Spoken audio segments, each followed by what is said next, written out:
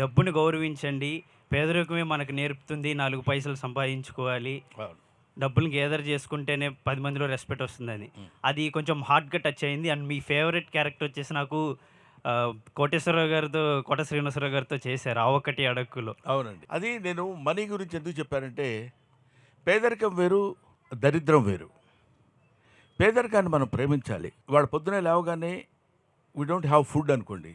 How to get food అనేది పేదరికం నేర్పుతుంది. హౌ టు గెట్ మనీ పేదరికం నేర్పుతుంది. మీరు ఎక్కడ సొసైటీలో గౌరవించబడతారు అనటానికి పేదరికం నేర్పుతుంది. అప్పుడు ఇట్ చూజెస్ చాలా మనకి it gives the way to become rich.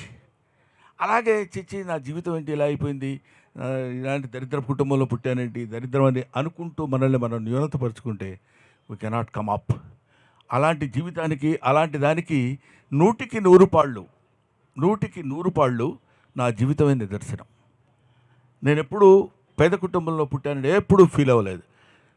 అసలు ఆలోచనే రానివ్వలేదు. పెత్తనం ఏంటి, నథింగ్.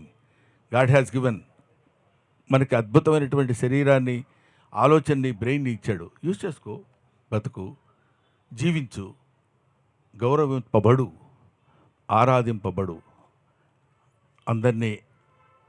అందరి దగ్గర వినయపూర్వకంగా ఉండు.